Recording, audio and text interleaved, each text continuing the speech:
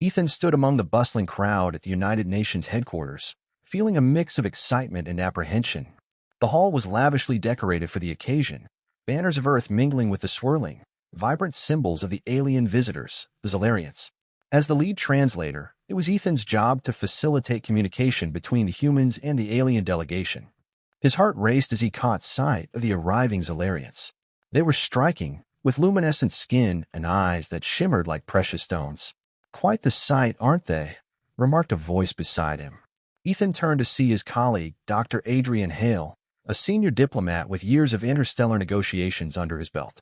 "They certainly live up to their reputation," Ethan replied, watching the Zolarians glide through the room with an effortless grace. Their leader, a statuesque figure named Lyra, approached them, her gaze curious and intense. "Welcome to Earth, Lyra. I'm Ethan Carter, and this is Dr. Adrian Hale.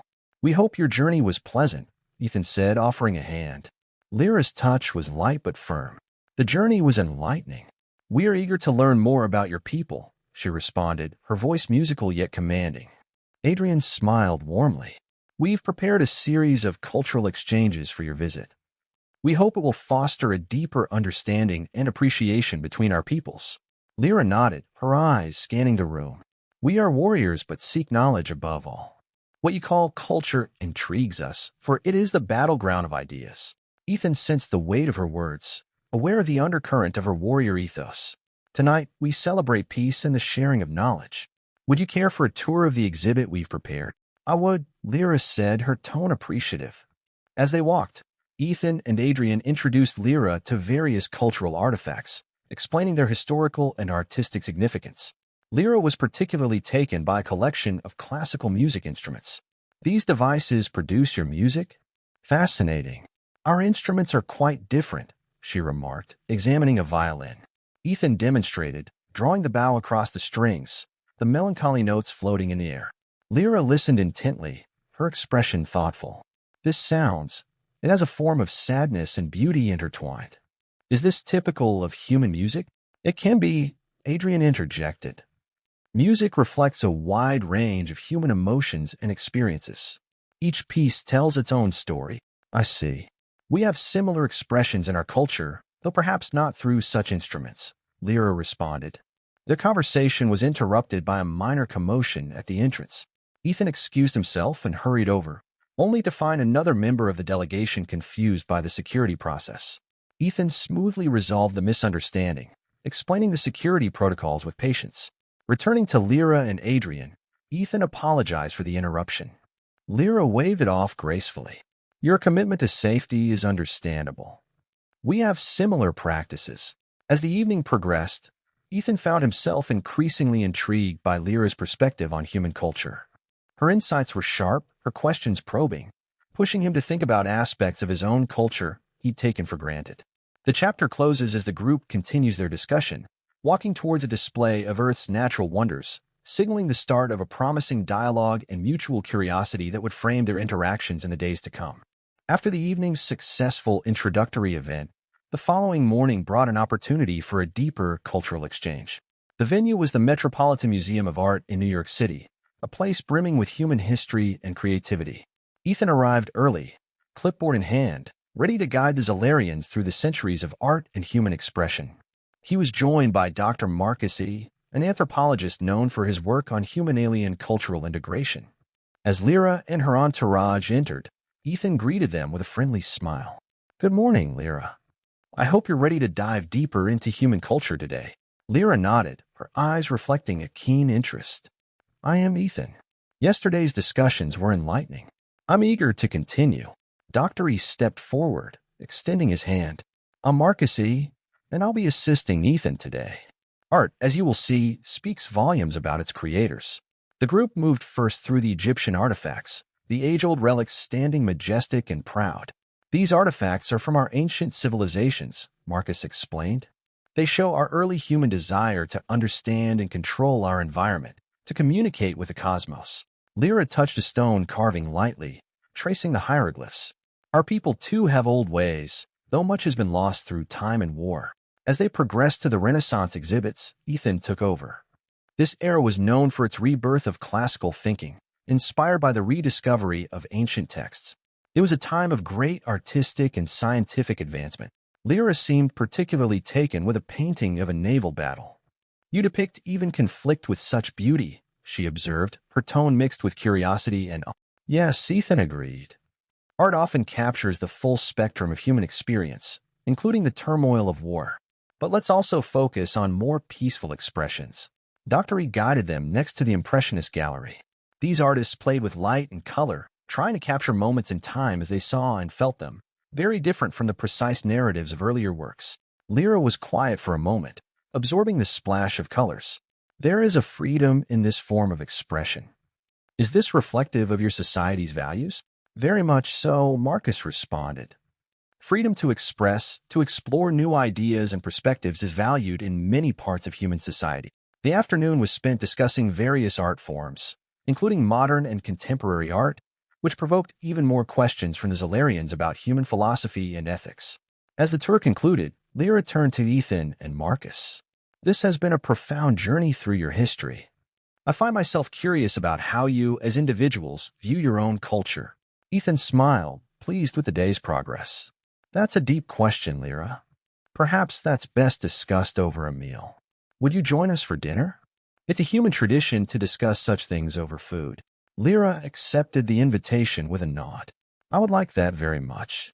It seems there is much to learn from each other, not just about our histories, but about ourselves as well. As they left the museum, the early evening air crisp and refreshing, the group felt a camaraderie beginning to form, a mutual respect that promised to bridge worlds with understanding and insight. The following day, Ethan arranged for a more informal setting to continue their cultural exchange, a visit to the picturesque landscapes of the Rocky Mountains. Accompanied by Dr. Lucas Grant, an environmental scientist, the intention was to introduce the Zolarians to Earth's natural environments and discuss ecological management. As they approached the mountains, the car filled with chatter about the upcoming hike. Lucas, with his robust knowledge of Earth's ecosystems, was eager to share. Today, we'll see some of Earth's natural beauty up close, Lucas began as they neared their destination. Our planet has diverse biomes, each supporting unique forms of life. Lyra, looking out the window with evident fascination, responded, Our world, Valaria, has similar diversity, but our climates are more extreme, which challenges our survival. Ethan, driving, glanced in the rearview mirror.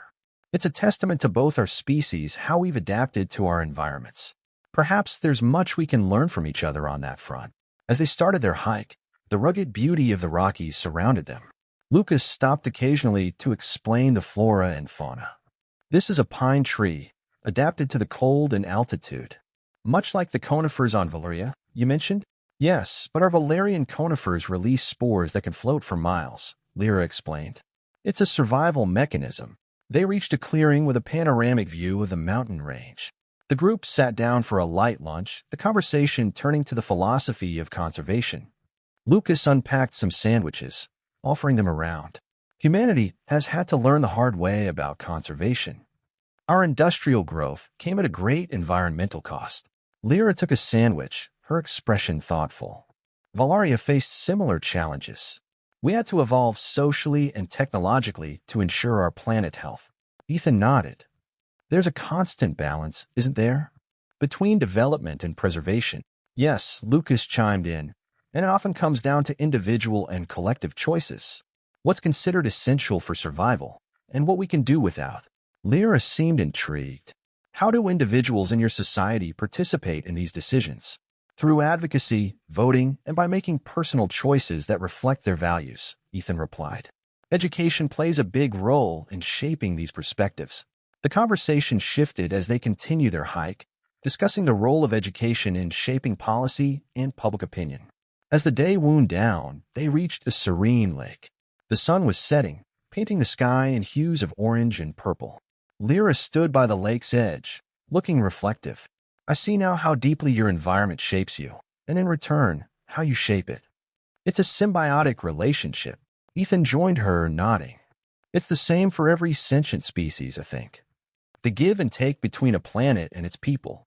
Lucas, packing up the last of their gear, added, It's discussions like these that can lead to better understanding and cooperation. Not just between people, but between civilizations. As they headed back to the car, the air grew cooler, and the sky darkened to a deep velvet. The day had been one of exchange and understanding, setting a tone of mutual respect and curiosity. The drive back was quiet, each lost in thought, contemplating the shared realities of their worlds and the potential for future collaboration. Ethan arranged a social gathering that evening to provide an informal backdrop for further cultural exchange. Held in a popular local eatery renowned for its blend of international cuisines, the setting was perfect for an evening of lively discussion. Joining Ethan and Lyra were Dr. Samuel Peters, an expert in intercultural communication, and several members of both the human and Zalarian delegations. As guests mingled, Samuel leaned over to Ethan, watching as Lyra conversed with other humans. Notice how she mimics their gestures. It's a common technique in cross-cultural exchanges, helps in building rapport. Ethan nodded, observing Lyra's interactions. She's very adept at it. I think she's more comfortable with our customs now, but we'll have to watch for any subtle cues of misunderstanding. The evening progressed with guests enjoying various dishes. When a waiter offered Lyra a plate of local delicacies, she hesitated, looking uncertain. Ethan noticed and quickly intervened. Those are stuffed vine leaves, quite mild. It's a favorite here, Ethan explained. Lyra nodded and tried one. It's very different from our food, but delicious. Thank you, Ethan. She then turned to Samuel. Is it common to mix so many different tastes in one meal? Samuel smiled, pleased with her curiosity. Absolutely, especially in places like this that celebrate cultural diversity. Each dish has a story from a different part of the world. As dinner continued, music began to play, and some guests started dancing. Lyra watched, fascinated. Misinterpreting the casual atmosphere for a more traditional setting, she stood and approached the dance floor, performing a Zalarian warrior dance, a sequence of sharp, commanding movements that, while stunning, seemed out of place and drew surprised looks from other guests.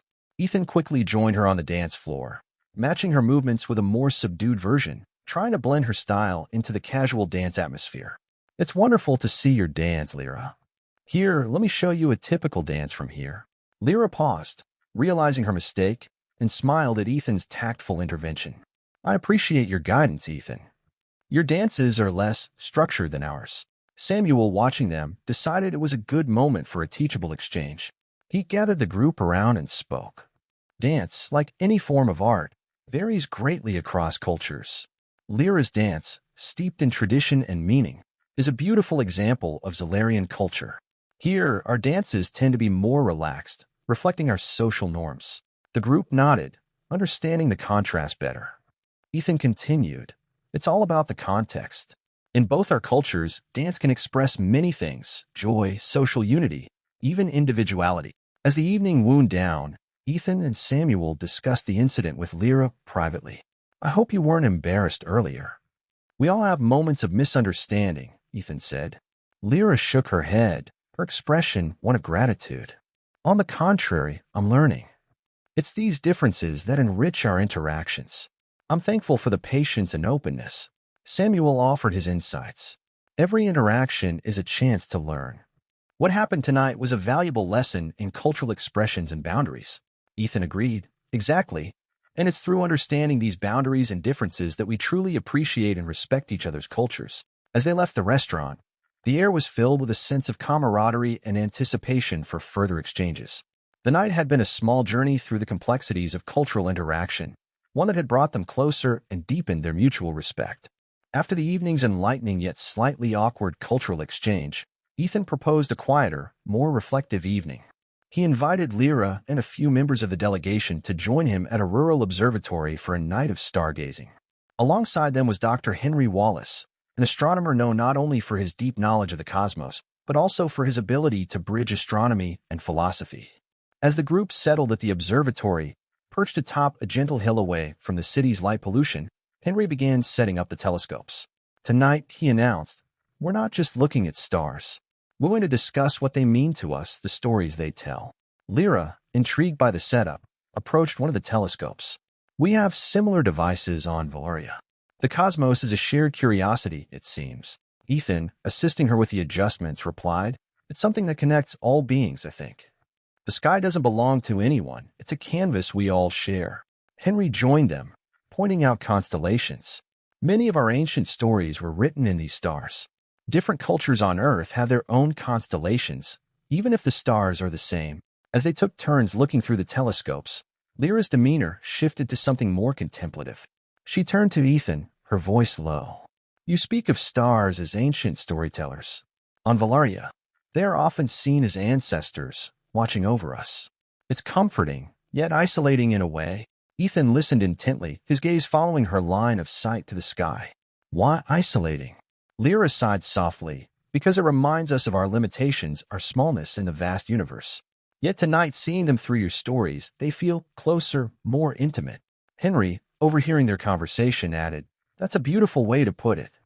Here on Earth, we often say the stars make us feel small, but they also connect us. Perhaps they remind us that we are part of something larger. The conversation turned to the philosophy of existence as they shared different cultural beliefs about life in the universe. The night air was crisp, and the sky was remarkably clear, the Milky Way sprawling across the firmament like a river of light. Ethan took the opportunity to deepen the dialogue. Henry, could you share the story of Orion? It's a favorite myth of mine. With enthusiasm, Henry recounted the legend of Orion, the hunter, detailing his adventures and eventual placement among the stars. Lyra listened with rapt attention, then shared a Valerian star myth in return, about a warrior who became a star to watch over her people eternally. As the evening drew to a close, Lyra turned to Ethan, her expression one of newfound understanding. This exchange of myths and legends, it's more than just stories. It's sharing parts of our souls, isn't it?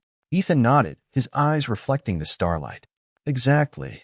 Through these stories, we see not just the differences in our cultures, but the similarities in our hearts. Henry packed up the equipment, feeling a sense of accomplishment.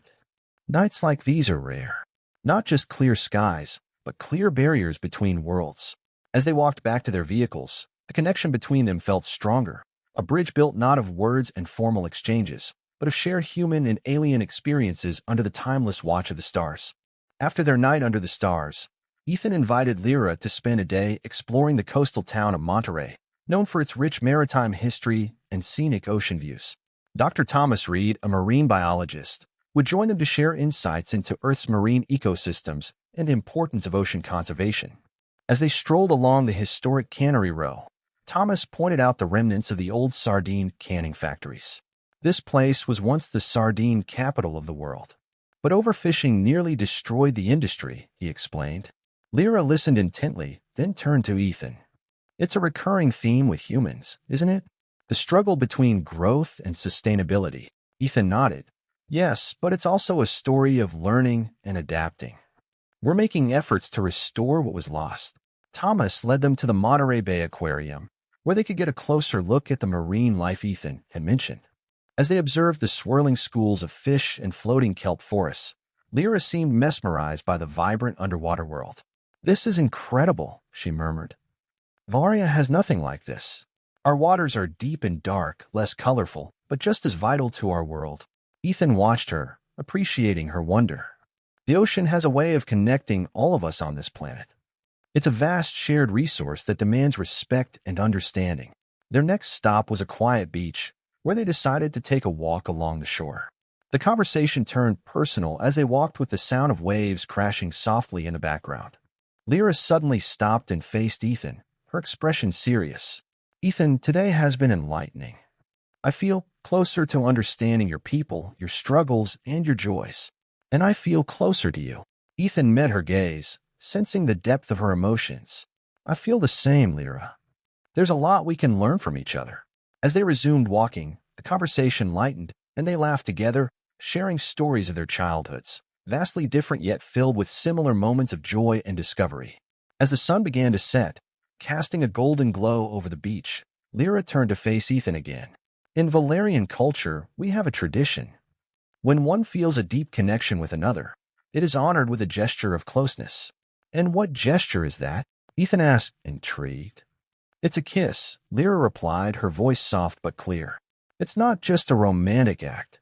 It's a sign of deep respect and connection. Ethan took a deep breath, moved by her words. Would you honor me with this gesture? Lyra smiled gently, stepping closer. I would be glad to. They leaned in slowly, their lips meeting in a soft, respectful kiss that held all the weight of their shared experiences and the promise of understanding and peace between their worlds. As they parted, Thomas, who had given them some distance, called out, Come on, you two.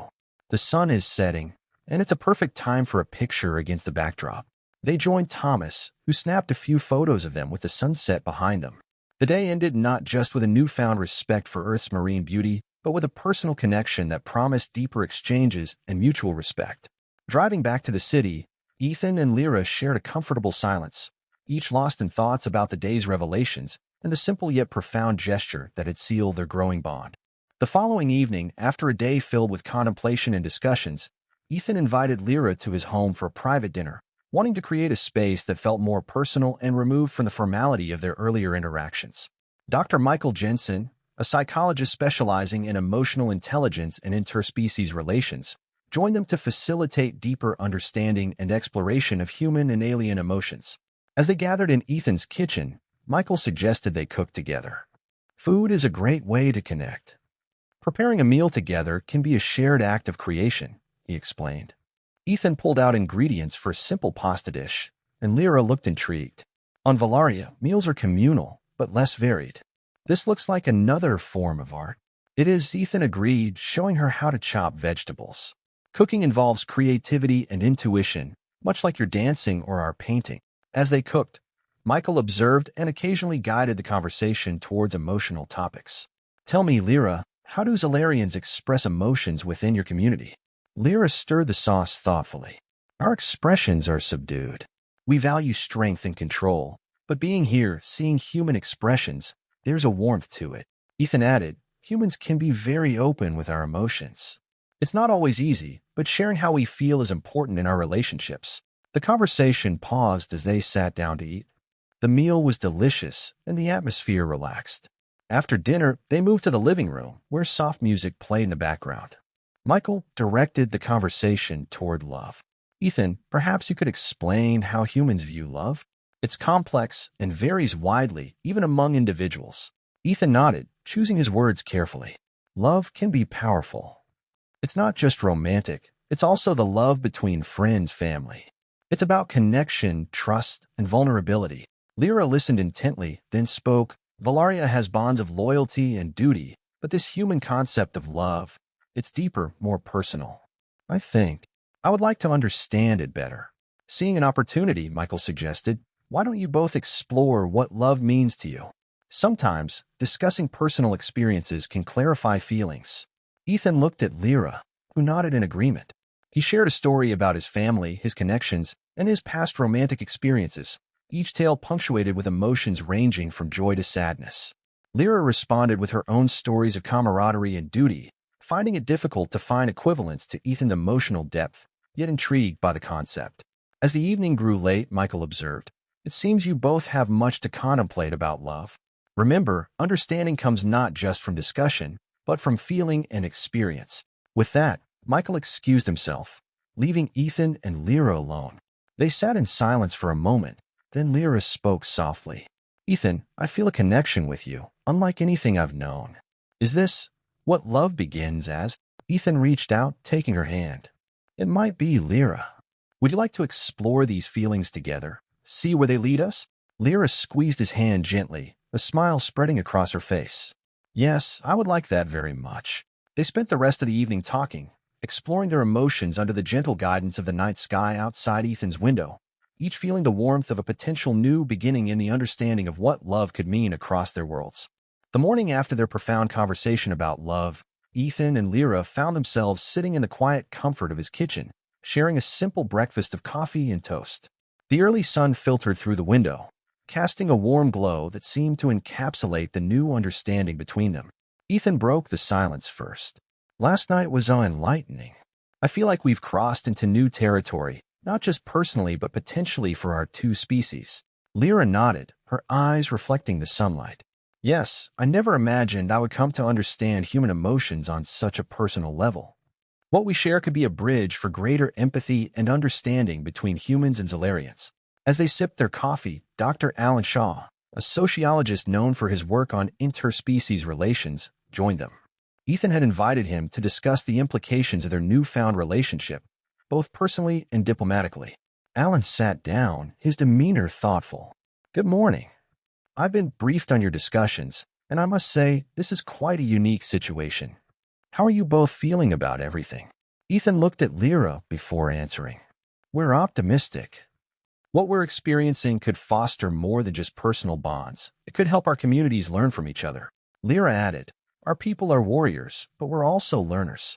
What I've learned about human emotions, about love, could change how we relate not just to humans, but within our own society. Alan nodded.